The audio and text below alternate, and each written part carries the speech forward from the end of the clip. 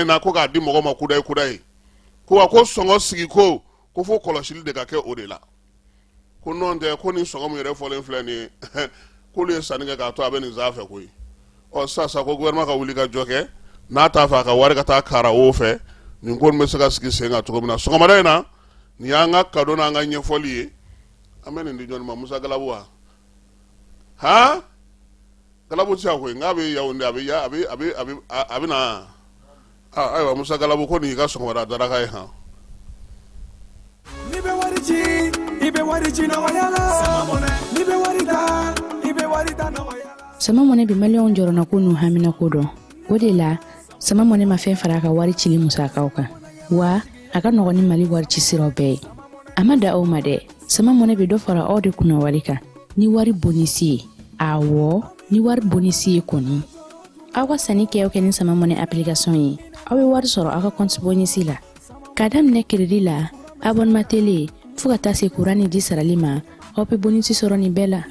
n'a ka bonisi buguna dɔrɔn aw bɛ se k'a yɛlɛma aw ka sama mɔnɛ compte la ka sanni wɛrɛ kɛ n'a ye walima ka taa wari jɛbɔ an ka lasigiden dɔ fɛ aw ye mɔnɛbɔ yɛrɛ la a k'a si filɛ sisan ni sama mɔnɛ application téléchargeli ye Play Store walima App Store kan ka sɔrɔ k'aw tɔgɔ sɛbɛn ni sama mɔnɛ ye aw de kunna wari bɛ augmenter sama mɔnɛ i yɛrɛ ta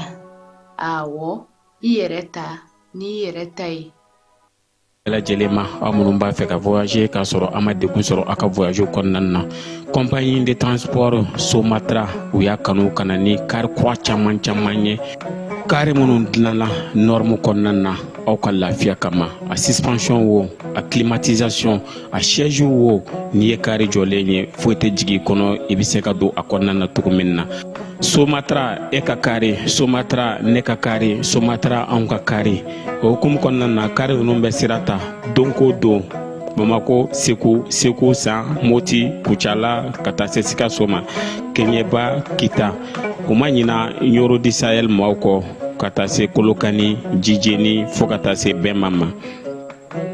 Somatra fiɲɛ foroko Somatra ka wuli hɛrɛ la ka se hɛrɛ la fala alisa o tajugu humugo kelen na tuguni Kucalakaw fɛ yen ko taji kɔni dara n'a yɛrɛ fala ye 160 130 sanction dɔw kulu b'a fɛ 160 anw butelitigiw kare a fɔ olu butelitigiw kare kɔnɔ ngana taa ɲɛrɛ dɔw ko la adama sigilen do k'a lamɛn olu ta ye 130 ye fala ye o yɛrɛ fana ti sɔrɔ han i bɛ soli de k'a fɔ a tigi ɲɛna karisa n bɛna han n dabila ɲɛ wa sɔngɔgɛlɛya in u yɛrɛ y'a dɔn ko diɲɛ fantan naani bɛɛ lajɛlen don min ye Amerikikaw ka kɛlɛ min bɛ senna ka ɲɛsin Iran ma ko kɔlɔlɔ de filɛ nin ye ka na taji sɔngɔ yɛlɛ min ye taji tala ninnu ye sa Kucala n'a marabolo kɔnɔna na u yɛrɛ y'a jira sa ko dɔgɔkun tɛmɛnen ko gouvernement ye gasoil citerne 11 bila olu y'u ja dɛ citerne 11 olu y'u ja Tɔngakaw fɛ yen fala ye Tɔngakaw bɛ dusukasi kɔnɔna na Tɔnga dugu ale bɛ Tumutu marabolo la kɛrɛnkɛrɛnnenya la a bɛ Gundam de fɛ kamalen dɔ n'o bamaciwalekɛbaa dɔw kɔnɔna ka na o bɔnɛ a nin na avril kalo ni mars kalo in salen o tile 27 nɛgɛ kanɲɛ 20 waati u nana kamalen sɔrɔ a ka butigida de la fala ye k'a fa ka taa n'u yɛrɛ ye maa kofɔlenw seerew y'a jira sa ko a tɔgɔ ye ko Amadu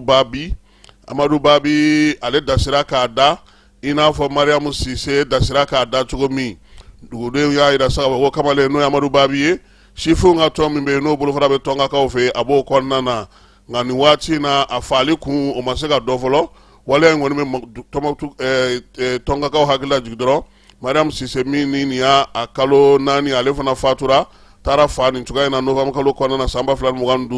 ko wa k'a bɛɛ lajɛlen kɛra dugu kelen na jɛkulu minnu bɛ ka nin waleya in kɛ bi u ma se ka lakodɔn maa minnu y'a kɛ fana u ma se ka olu fana dɔn maa minnu y'u dɛmɛ ko in na o si ma se ka dɔn nin waati in na wa min ye wolomasiri tabaw ye olu kɔni ye wulikajɔ boloda kabini kumajan Tɔnga n'a marabolo kɔnɔna na nka min ye dugudenw ye olu kɔni maaw talen don nin waati in na ka kɛ ni nin waleya cɛjugu ye hukumu kelen fana kɔnɔna na Burɛmukaw fɛ yen dugu min bɛ yen n'o ye Tɔndibi ye Tɔndibikaw y'a jira sa ko min ye camion 2 o falen to Karajogow la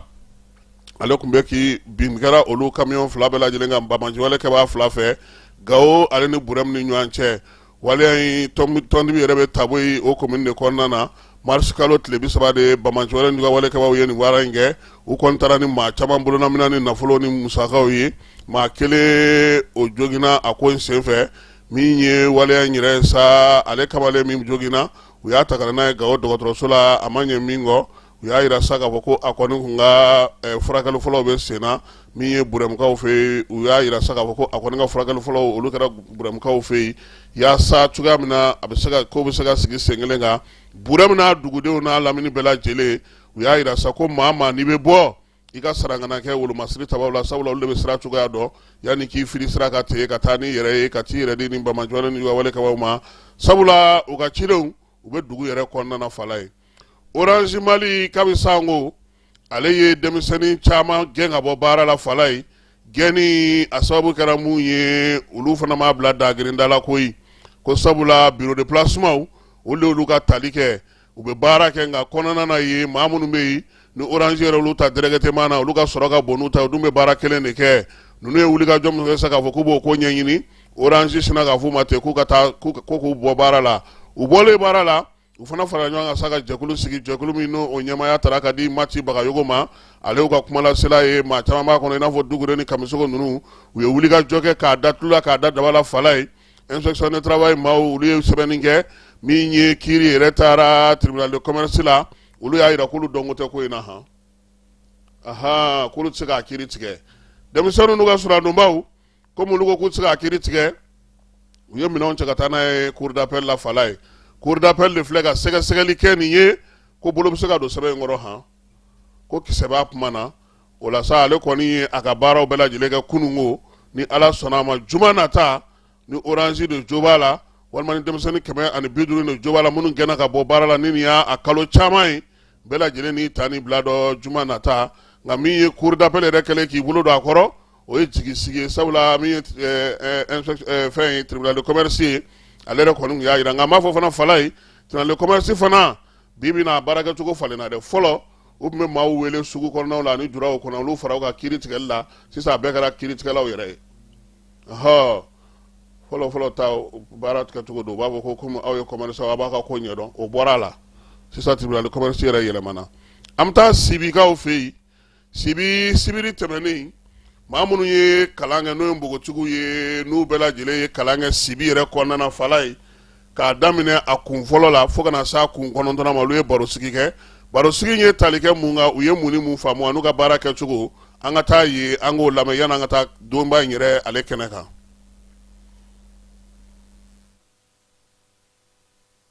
tile kelen yanni baaraw ka daminɛ npogotigi fɛn fɛn ye kalan kɛ CIS kɔnɔna na olu jɛra ka barosigi kɛ barosigi in kɛnɛ kan min ye Alassane Bore ye a y'a f'u ye ko nin ye fɛɛrɛ ye fɛɛrɛ min b'a to npogotigi minnu bɔra n'u ye garisɛgɛ sɔrɔ k'a lajɛ u bɛ ka baara min kɛ bi u bɛ se ka fara ɲɔgɔn kan cogo min na sabula alimaw ka baɲumankɛtɔn min bɛ yen n'o ye Claude Cira ye n'ale yɛrɛ bɛ ka CIS musakaw bɔ ale ka laɲini u kana bɔ ten k'u sigi ten Alima Damele ale tun bɛ 7nan maaw fɛ ale bɛ ɲɛfɔli k'an ye a b'a fɛ ka baara minnu sigi sen kan ne c'était une promotion mɔgɔ dɔ ye ne bɔra Kucala de ka na formation kɛ tiɲɛ na formation ye nafa b'a la mais n'i y'a labaara de i bɛ nafa sɔrɔ a la tiɲɛ yɛrɛ la ne ye sɛ kɛ ka kami kɛ ka kulo kɛ a ka ca dɛ ani pigeon saga ba a bɛɛ bɛ ne bolo mais ne kɔni mago bɛ dɛmɛ la tiɲɛ yɛrɛ la ne mago bɛ dɛmɛ la dɛ i n'a fɔ n'o ye sɛ fa bɛ tɔrɔ min kɔnɔ ne mago gɛlɛnba yɛrɛ de b'o la o bɛ ne dɛmɛ yɛrɛ de ale ni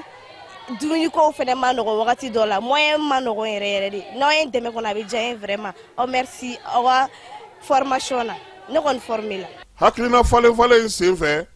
npogotigininw kɔni caman nana minnu ye kalan kɛ 7nan ni 8nan ni 9nan ni 5nan bɛɛ lajɛlen Adamu Sidibe ka bɔ Bamakɔ ale kɔni y'a yira sa k'olu kɔni mago bɛ fɛn min na bi kosɛbɛ o ye u bɛ se cogo min na ka se ka dugukolo sɔrɔ k'u ka baaraw k'o kan ani baarakɛminɛnw n'o sera ka sɔrɔ o bɛ sɔn ka fisa olu ma kosɛbɛ. N sigiyɔrɔ bɛnnen don Dravilla Bolibana ma n kɛlen don ka groupe créer à travers de agriculture n ye promotion 8 de n bɛ maraîchage domaine kɔnɔna na me transformation domaine konnana mais ngal la ñini transformation ni ko sebe parce que terrain tambulu maraîchage konnana ka foko ame seneke anya ñini ka transformation do sigisenga tel que ka nyamaku nunu yelema ka mugu bo ani nanaye nunu ka laja ani kangalba nunu ani bimbuluni nunu amu laja ku do sachet konnana do la amu mélanger deux parts do la amu ke simple akadani ka commerce keni ayi wala sa CAC ka lakono an ka laɲini fɛnɛ ani CAC fɛnɛ ka jɛ ka baara kɛ ɲɔgɔn fɛ an bɔlen kɔfɛ an tɛ fɛ ka to kɔfɛ ka k'u fɛnɛ ma fitiriwale an ka laɲiniw fɛ dɛmɛ ni u ka anw dɛmɛ matériel ko la kosɛbɛ o de taɲa b'an na ani terrain bon an bɛ fɛ u ka produit minnu fɛnɛ b'u bolo n'u bɛ se k'a d'an ma an b'a feere an b'an ka bénéfice ta an yɛrɛ b'an ka fɔn ɲini ni o kɔnɔna ye an b'u ta la segin ma o retour o de y'an ka laɲini. Mariam Sungalo Jara y'a yira sa k'a fɔ ko ale kɔni bɛ ka lemuru o bisi k'o mugu bɔ nin waati in na nka a ka da ale ye a kelen bɛ se cogo min na k'a ka baara kɛ sabula ale ye jateminɛ min kɛ fara ɲɔgɔn kan ka gɛlɛ kuma tɛ muso dɔw bɛ yen n'olu ye donna jɛkulu kɔnɔ u tɛ baara kɛ o kɛra ale miirina ye barosigi in kɛnɛ kan. Ne ye 8e promotion mɔgɔ ye an tilalen formation na ne sera ka lemurukumuni mugu de ja ka bɔ ani ɲamaku bon. Après a kun ka di n ye n ka se ka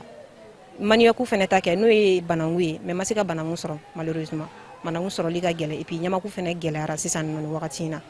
donc n y'a sɔrɔ n'o bɛ se ka o sɔrɔ yɔrɔ bɛ se ka sɔrɔ a n'a bɛ conditionné plastique minnu kɔnɔ ni sera k'olu sɔrɔ ka étiquette d'a kan ka personnaliser ka kɛ n tɔgɔ ye min ye jɛkuluko ye ni sera ka mɔgɔw sɔrɔ ni mɔgɔ minnu kun tilenna ye kelen an ka kow bɛ taga ni ɲɔgɔn ye i b'a fɔ a dusukolo bɛ minnu na i b'a fɔ n yɛrɛ vu que wari ka di ne ye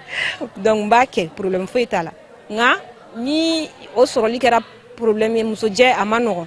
ni sera k'an yɛrɛ ta sɔrɔ ka baara kɛ n yɛrɛ o fana bɛ diya n ye kosɛbɛ.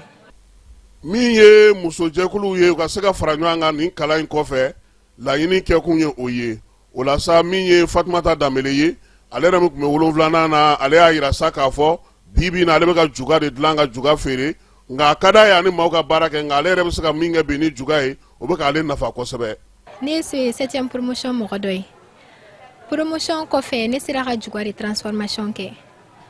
n ye vu que n bɔra n tɛ ka dɔ activité wɛrɛ kɛ donc n tagalen so n y'a ye ne tora ka juga dilan k'o feere o bɛ san kosɛbɛ sugu la vu que i b'a lajɛ mun bɛ san i bɛ se k'olu feere donc n ye juga ta n bɛ to k'o transformer n bɛ to ka taa n'a ye marché la n b'a feere n ye client dɔw fana sɔrɔ en même temps fɛ ni mɔgɔw ka baara kɛ parce que juga baara filɛ a ma nɔgɔn mɔgɔ kelen tɛ se k'a kɛ même vu ne bɛ mɔgɔw fara n yɛrɛ kan mais vu que an tɛ localité kelen na ne ma se ka chance sɔrɔ ni n ka promotion ka baara kɛ an tɛ localité kelen na bon o kɔnɔna la kɔni kun ka di ne ye an ka fara ɲɔgɔn kan hali n'an kɛra 10 à 15 personnes an bɛ se ka baara kɛ cogoya min na en même temps an mago hali ni an farala ɲɔgɔn kan kan ka dɛmɛ an bɛ mɔgɔw fana ɲini mun bɛ se k'an dɛmɛ ka continuer ka baara kɛ cogoya min na. Alassane Bore ko maa bɛɛ lajɛlen lamɛnlen kɔfɛ u bɛna fɛɛrɛ de sigi sen kan i n'a fɔ Claude Cira n'o ye alimaw ka baɲumankɛtɔ o y'a laɲini cogo min ninnu bɛ se ka dɛmɛ cogo min na nka a ka d'u ye n'u bɛ se ka fara ɲɔgɔn kan ka kɛ jɛkulu ye maa 6 walima maa 7 o dɛmɛni bɛ sɔn ka nɔgɔya nka fɛn fɛn fɔra kɛnɛ kan sa a yirala k'a fɔ ko f'u ka kunnafoni don u ni CAC ni ɲɔgɔn cɛ gɛlɛya minnu b'u la olu bɛ se ka lacogo dɔn cogo min na ka se ka fura sɔrɔ u la Alassane Bore ne ale ye CAC directeur ye a ye baabu kun cɛ ni o ye. CAC muso 80 ka bɔli baara kɛra sibiri tɛmɛnen a kɛra kɛnɛ ye kɛnɛ min muso 80 bɛɛ lajɛlen y'u ka jɔnjɔn sɔrɔ nka min ye bɛɛ dansa o kɛra Abiba Inde ye ale ka kuru kɛra 17 buruburu 92 ye a yɛrɛ y'a ka nisɔndiya yira. Ne CAS ekɔliden dɔ ye kalo 6 kalan na an ye élevage kɛ an ye sɛnɛ kɛ ka baganmara kɛ ka transformation kɛ ne kɛra mɔgɔ fɔlɔ ye nin kɔfɛ a ka di n ye n yɛrɛ ka sɛnɛkɛyɔrɔ dɔ sigi sen kan ka nanfɛn feereyɔrɔ fana sigi sen kan n'o ni transformation bɛ taa ɲɔgɔn fɛ parce que sɛnɛ ni transformation de ka surun ɲɔgɔn na ne ni hakilina kun ye n ka caman faamu sɛnɛ na wa tiɲɛ yɛrɛ la ne ye caman faamu sɛnɛ taabolo la ne kun tɛ foyi dɔn sɛnɛ na mais alhamdulillah sisan kɔni n bɛ se ka caman kɛ min bɛ ne bolo ka ɲɛfɔ CAS mɔgɔw ye halisa u k'u jija u ka baara fɛ u bɛ ka baara min kɛ baara ɲuman de don n'i ye muso kelen dɛmɛ i ye jamana dɛmɛ u k'u jija halisa wa u k'u hakili to u ka ekɔlidenw na